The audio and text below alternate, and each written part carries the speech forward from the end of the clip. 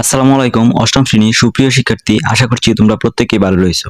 এই ভিডিওতে আমরা ষান্মাসিক সামষ্টিক মূল্যায়ন 2024 এর বাংলা বিষয় নিয়ে আলোচনা করব। সুপ্রিয় অষ্টম শ্রেণীর শিক্ষার্থী, আমরা তোমাদের আজ বাংলা বইয়ের প্রথম অধ্যায় প্রয়োজন বুঝে যোগাযোগ করি এটা নিয়ে আলোচনা করব। তো প্রথমে আমরা তোমাদের জন্য কিছু নমুনা প্রশ্ন রেখেছি। তোমরা প্রত্যেকেই জানো যে আগামী 15/7/2024 তারিখে তোমাদের বাংলা পরীক্ষাটি অনুষ্ঠিত হবে। তো আমরা তোমাদের চূড়ান্ত সাজেশন দিব পরীক্ষার আগের দিন। তো এখন আমরা তোমাদের জন্য কিছু নমুনা প্রশ্ন রেখেছি, সেগুলো দেখি।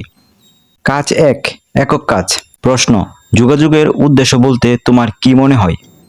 নমুনা উত্তর: যোগাযোগের উদ্দেশ্য হচ্ছে নিজের মনের ভাব অন্যের কাছে তুলে ধরা বা তথ্যের আদান প্রদান করা। এছাড়াও যোগাযোগের আরো কিছু উদ্দেশ্য রয়েছে, সেগুলো হলো লক্ষ্য অর্জন করার জন্য মানুষ বিভিন্ন মাধ্যমে বিভিন্ন জনের সাথে যোগাযোগ করে থাকে যাতে তার লক্ষ্য অর্জিত হয়। তথ্যের আদান প্রদান: মানুষ প্রয়োজনে অন্যের সাথে তথ্য আদান প্রদান করতে পারে। পরিকল্পনা প্রণয়ন: মানুষ সঠিক পরিকল্পনা প্রণয়নের জন্য একে অন্যের সাথে যোগাযোগ করে থাকে। দক্ষতা উন্নয়ন: বিভিন্ন ক্ষেত্রে শ্রমিক ও কর্মচারীদের দক্ষতা উন্নয়ন বা বৃদ্ধির জন্য তাদের সাথে যোগাযোগ জরুরি হয়ে থাকে, তখন বিভিন্ন তথ্য দিয়ে তাদের দক্ষ করা হয়। সমস্যার সমাধান: বিভিন্ন সমস্যার সমাধানের জন্য একে অন্যের সাথে যোগাযোগ করে। এছাড়াও আরো বিভিন্ন উদ্দেশ্যে মানুষ যোগাযোগ করে থাকে। তো এখন আমরা কাজ 2, একক কাজ নিয়ে আলোচনা করব। প্রশ্ন: যোগাযোগের সময় আমাদের চিন্তা, অনুভূতি ও চাহিদা কি সবসময় প্রকাশ করতে পারি? নমুনা উত্তর: যোগাযোগের সময় অনেক ক্ষেত্রে আমরা আমাদের চিন্তা, অনুভূতি ও চাহিদা প্রকাশ করতে পারি না। এর পিছনে দুটি প্রধান কারণ রয়েছে। প্রথমত, অনেক সময় চিন্তা, অনুভূতি ও চাহিদা প্রকাশের সঠিকভাবে বিষয়টি উপস্থাপন ব্যত্যয় ঘটে। চিন্তা, অনুভূতি ও চাহিদাকে ভাষায় প্রকাশ করতে সমস্যা হয়। আবার পরিবেশ পরিস্থিতি বিবেচনায় তা প্রকাশ করা সম্ভব হয় না। দ্বিতীয়ত, যোগাযোগের জন্য বিভিন্ন মাধ্যম থাকে, যেমন মৌখিক মাধ্যম, লিখিত মাধ্যম এবং যান্ত্রিক মাধ্যম। আমরা যখন যোগাযোগ করি তখন সবসময় মাধ্যম আমাদের থাকে না। যখন মৌখিকভাবে যোগাযোগ করি তখন হয়তো লিখিত এবং যান্ত্রিক মাধ্যমের উপাদানগুলো আমাদের কাছে নাও থাকতে পারে। তখন আমরা পরিপূর্ণভাবে যোগাযোগ করতে পারি না, ফলে আমাদের যোগাযোগের উদ্দেশ্য পরিপূর্ণ হয় না। তাই যোগাযোগের সময় আমাদের যে চিন্তা, চেতনা, অনুভূতি ও চাহিদা থাকে তা আমরা সবসময় উপকরণের অভাবে পূরণ করতে পারি না। যোগাযোগের উদ্দেশ্য পূরণ করতে আমাদের পূর্ব প্রস্তুতি রাখতে হবে, তবেই যোগাযোগের উদ্দেশ্য পরিপূর্ণ হবে। কাজ 3, দলীয় কাজ। অপারেশন কদমতলী গল্পের সাথে বর্তমান প্রজন্মের যোগাযোগ কেমন হতে পারে তা কথোপকথন বা সংলাপের মাধ্যমে তুলে ধরো। নমুনা উত্তর: এখানে আমরা 3টা চরিত্র রেখেছি, সেই 3টা চরিত্রের মাধ্যমে এই নমুনা উত্তরের সংলাপটি তুলে ধরা হয়েছে। হাসান: কেমন আছো রাজু? রাজু: ভালো আছি, তুমি কেমন আছো?